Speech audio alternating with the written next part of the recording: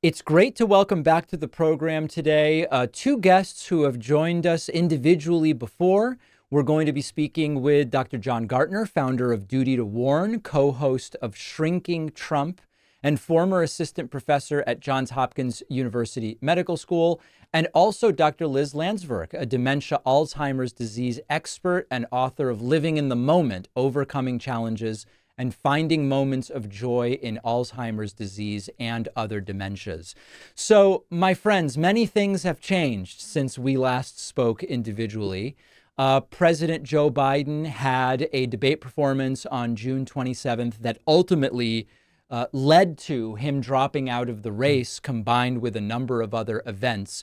Starting with you, Dr. Gartner, did you Yeah, see a different Joe Biden at the debate than what you had observed up to that yeah, point? absolutely. And I think when we dissect the debate, I think it was a perfect storm. I think there were a whole bunch of factors that contributed to that disastrous performance. But I think from the perception of public perception, it unfortunately reinforced all of the negative ideas that the opposition had been saying about him and that he hadn't been disproving because he'd been so out of the public eye. I have since, I mean, it felt catastrophic at the time. It felt like the floor, actually, to be honest, it felt like the floor had opened up underneath me and that suddenly I was in free fall. Because as you know, I had made a point of being the one professional who said, I'm going to die on this hill defending Joe Biden's cognitive fitness Mm. and comparing it to Donald Trump's, who I still believe is showing signs of dementia, which we're hopefully going to get back to. But unfortunately, the press couldn't look at Donald Trump's signs of dementia until Joe Biden dropped out because they were so focused on Biden. But I think one thing is we don't know when you're diagnosing from a distance, you do know what you do know. You know what you see, you know what you hear, and you have a brain, so you know how to process it. But you don't know what you don't know. If there are things that you're not seeing, you can't evaluate them. And actually, what we're now learning from people who are insiders in the Biden campaign, he was showing some kind of, and I don't know what the nature of the deterioration was, it could be aging, could be a lot of things, but there was a change beginning in January or February. And over those 6 months, he was doing less and less public appearances, in part because there was that change that we were not actually privy to. Dr. Liz, it seemed that what happened on June 27th included some, to the layperson like me, some memory issues, some losing train of thought, uh, and something that seemed to go beyond mixing up names and dates. Can you give me your assessment of what you saw June 27th? Well, he couldn't finish a sentence. So that was something, very different than what I had seen. And I've Mm. only seen things that have been publicly released. So I don't know any insider details. But then I think what's really important is Mm. that he, the next day, had a rally somewhere and he was performing, at baseline. He was doing Yeah. well. That's not dementia. Dementia is a consistent state where your cognitive abilities Mm. have declined to the point where you can't take care of your basic issues like paying your bills and taking your meds and keeping your appointments and taking care of the work that you need to do. Mhm. What I saw and what I thought Mm. was, oh no, they gave him Tylenol PM. My knock on President Biden is that he's old. I mean, but I said that before. Mm. He's more frail. He's more vulnerable to the effect of the medications. So I don't think he's got, the dementia that would keep him from doing his job. I think he needs a geriatrician in the White House. He needs someone to know that you can't give him anticholinergic medications. You have to be very careful about that. I don't think it's that he has to work from 10 to 4 because he got the hostages released, with his team from Russia. Yeah. He can perform, but he's never been dynamic and he's never been really, inspiring and great with a crowd. And in addition to not doing as many public appearances and taking credit for what he's done. So I think it was the combination of that that let them have the narrative that, oh, he's got dementia and we should invoke the 25th. Dr. Gartner, do you think at this point, based on everything that you saw, it made political sense for President Biden to say, I'm not running for re-election anymore? I honestly think it was life-saving. I think we went from 100% chance of losing the election to, I think, like an 80% chance of winning the election. It's really extraordinary. But I do want to just go back to the question you were asking, Elizabeth, because first of all, I think her theory about the cold medication is very interesting. We actually had her on and talked about that afterwards. They deny that he was on cold medication. Right. I'll tell you what the factors, I call it the perfect storm, and I'll tell you the factors that I see. Number one, of course, we've already mentioned that he's old and he's aging, and that explains his quiet voice, his slowness, his coughing. It can explain a lot of the symptoms that look decrepit. The other thing is he was sick and he was tired. But one of the things that I think has been totally underestimated is the effect of stuttering.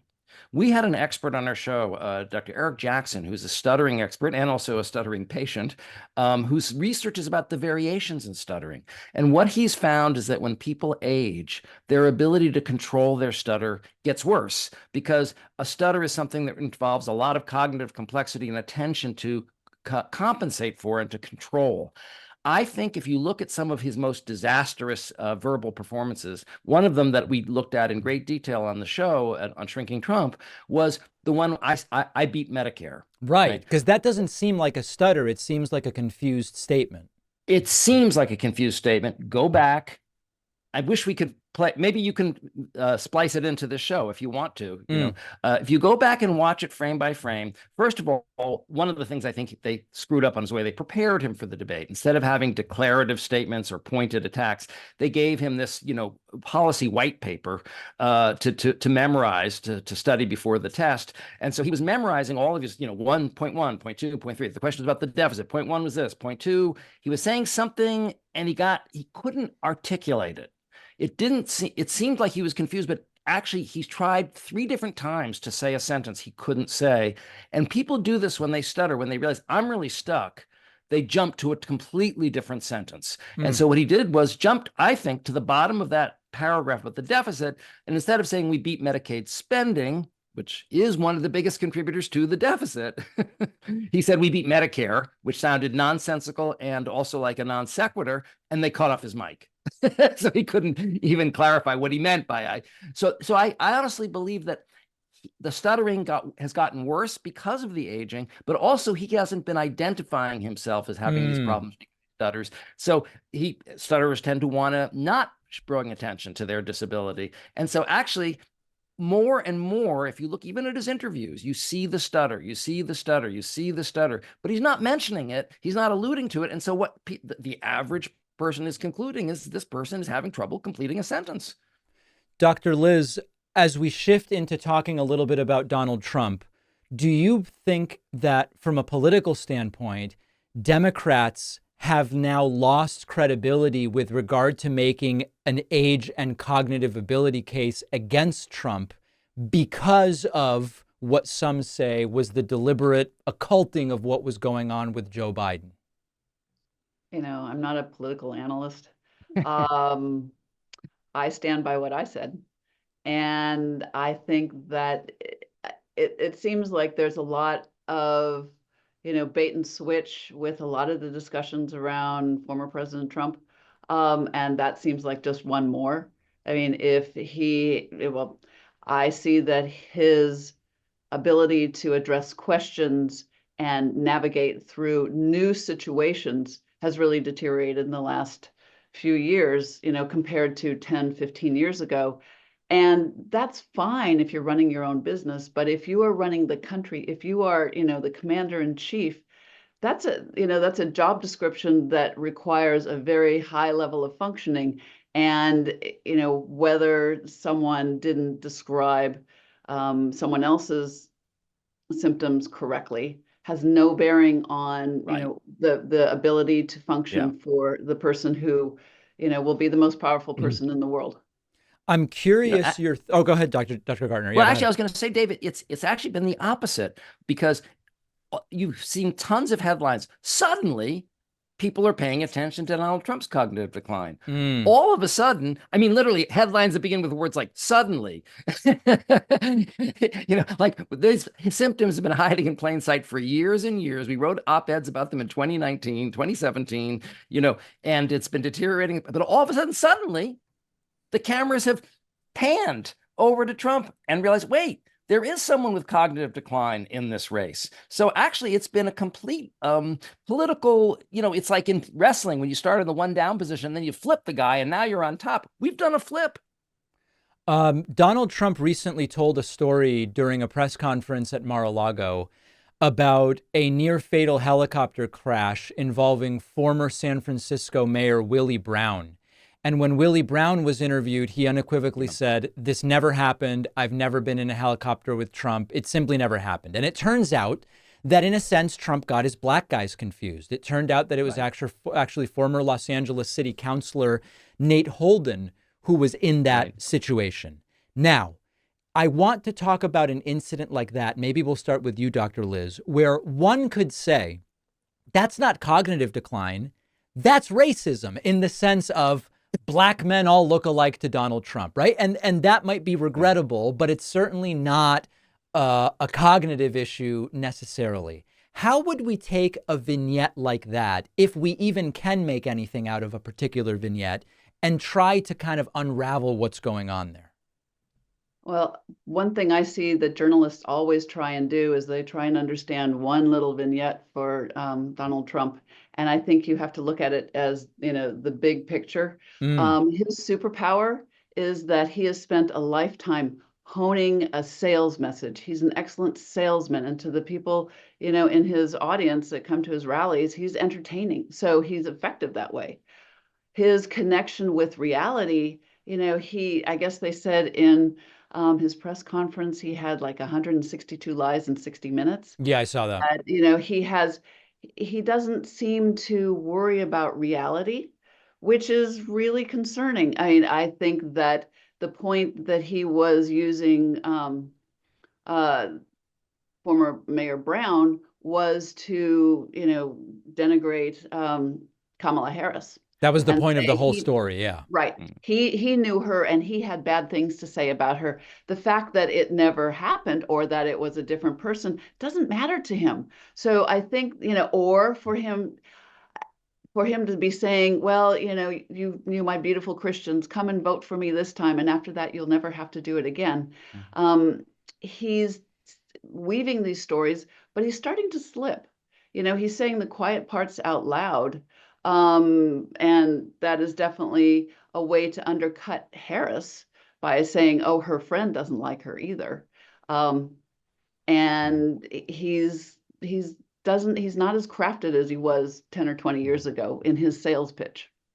Dr. Gartner, can you talk about some of the other recent things that Trump has done, say, in the last month that are of concern to you? Well, I just want to hone in on that one story because, as Dr. Landsverk said, we have to look not at one incident, but at patterns. Right? That's what doctors do, as opposed to pundits.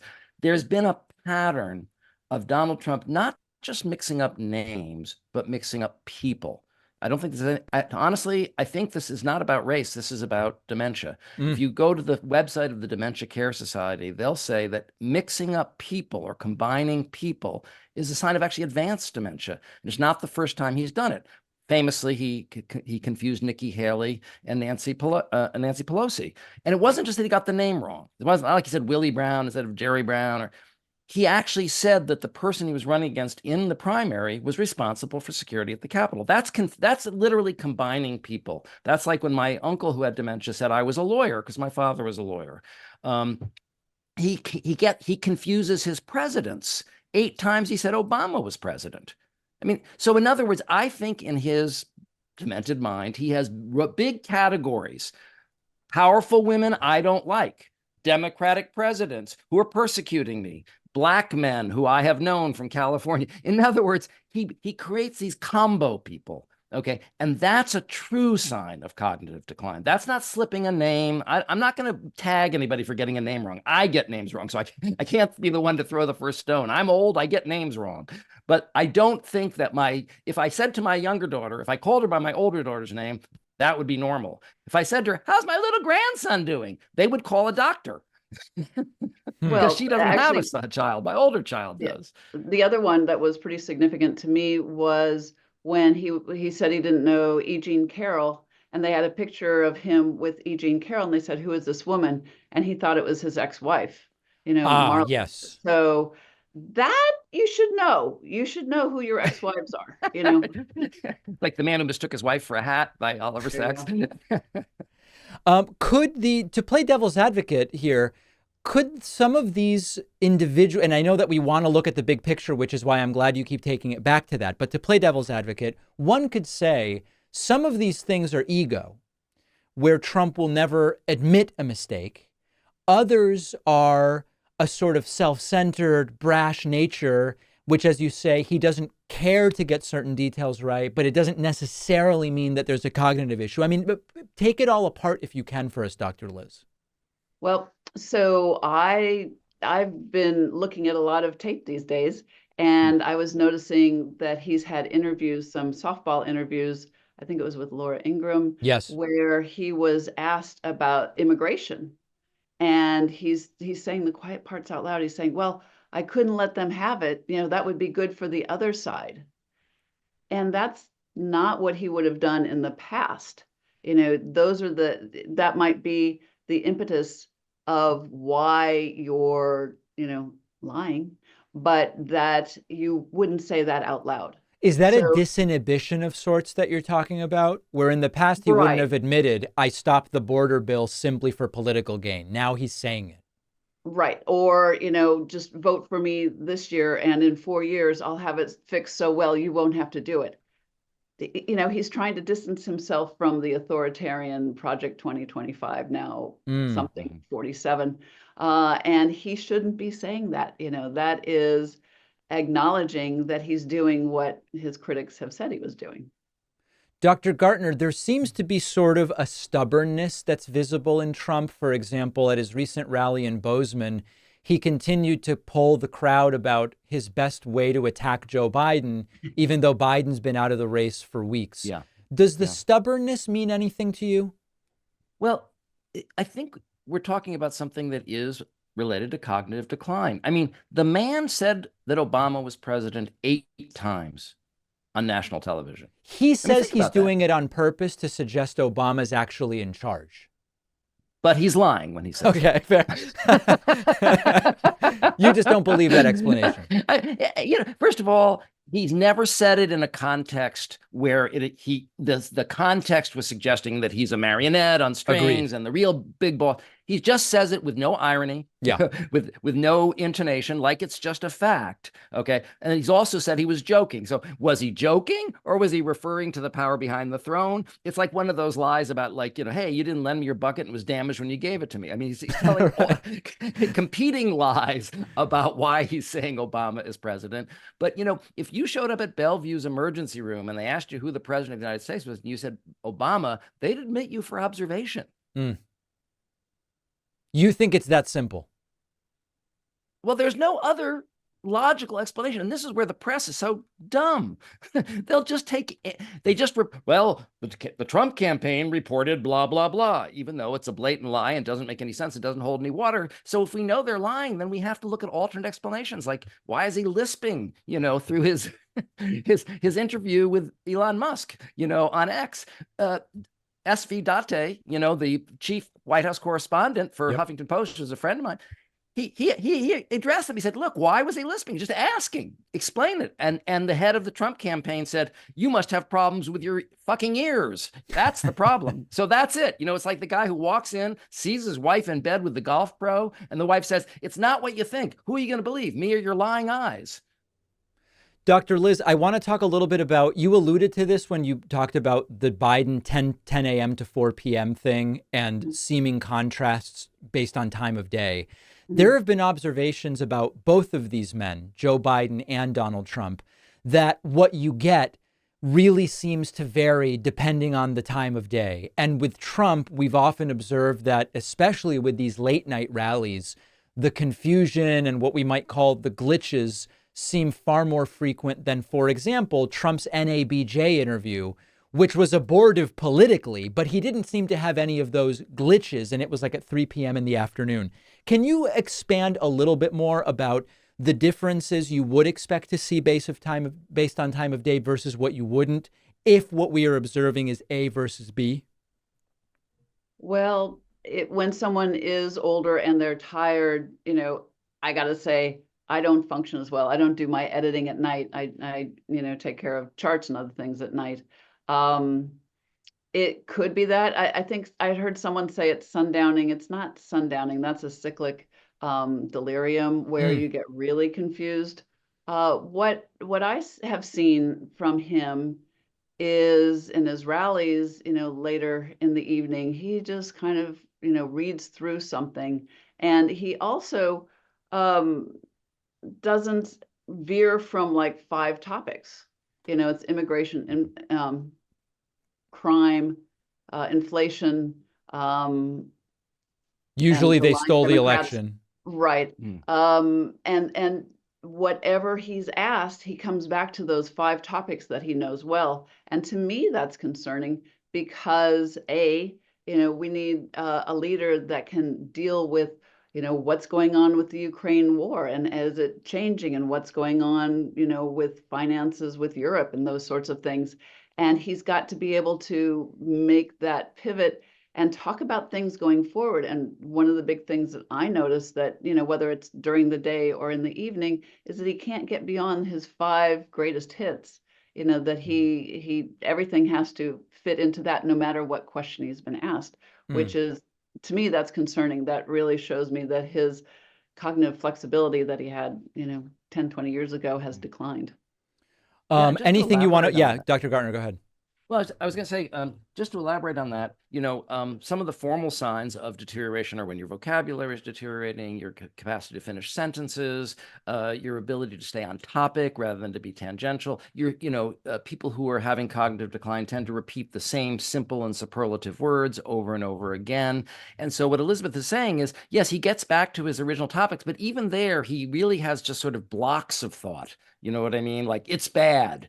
They're coming. We've got to stop them. You know what I mean? It's not any more complex than, like, when he was talking recently with one of those press conferences about Timothy Walls, and he's going, he's in the transgender space. He's in a lot of spaces, things having to do with safety. So he's trying to make some anti-transgender, prejudiced, red meat statement, but he's just sort of vaguely saying he's in a transgender space. He's in a lot of spaces. In other words, it's vague. And so if you look, for example, at his, we talked about this with his Gettysburg speech, people who are showing cognitive decline rely on superlatives. And he said, Gettysburg, wow. I mean, it's so great. It's so amazing. It's so terrible and wonderful in a way. It's like he was just using emotional words. I really don't think he knew what Gettysburg was. And he then starts to confabulate and makes up this story about Robert E. Lee speaking in an Irish accent, saying, don't fight uphill because he's looking at a hill. The thing about that's where he was. He was literally just riffing on what he was seeing in front of him. And he's very good at that. So he can hide his cognitive decline. Whatever he comes up with, it's like he's doing improv with himself. He says yes to whatever crazy thing comes out of his mouth and he just runs with it. But the thing is that sometimes people say, well, maybe he's just lying. Maybe he's just lying. Is it confabulation or is it lying? Sometimes, most of the time, it's actually hard to tell, right? When is he lying? When is he convinced himself of something delusional? And when is he just really not, is his head empty and he's just confabulating, making stuff up? I think one of the ways you can tell is when the story is bizarre and it doesn't make any sense and it doesn't benefit him politically. You know what I mean? That fight like uphill the thing shark electrocution thing that makes no sense example, of any kind. Right. And the late, great Hannibal Lecter. I mean, there's no Hannibal Lecter lobby, that's going to go, yay! he's bringing back Hannibal Lecter. Okay. As we start to wind down, I want to go first to Dr. Liz and then get your thoughts, Dr. Gartner. To be thorough, when it comes to Kamala Harris, have you seen anything of any kind that is a concern cognitively? No, I think, she is on point. And actually the thing that I struck me was when the Gaza protesters came to one rally And she kind of shut them down saying, I'm speaking now. And then she realized, well, no, that wasn't great. So the next rally, when they were there, she said, I hear you. It's time, to have a ceasefire and bring the hostages home. And so she learned. I think that's really critical for any leader, for them to, they present their speech as they see fit, and then they learn from the reactions or new information. So being able to take in new information and course correct is critical for leadership. Dr. Gartner, anything you've seen with Kamala Harris that you would want to raise today? The brief answer is absolutely no. And the slightly longer answer is it's much the opposite. I don't think she put one foot wrong. It's unbelievable how on point she and her campaign has been and how quickly they've reacted to Trump's stumbles. All the things we were begging Biden to do, attack and point out his weaknesses and his stumbles, point out his personality disorder, how dangerous it is, but also his cognitive stumbles. And they're doing it. They're doing it. So I would say it's they're pitch perfect right now. I really appreciate both of your time and your insights, and we will do it again, I'm sure. Thank you so much. Good. Thanks for having us. Thank you.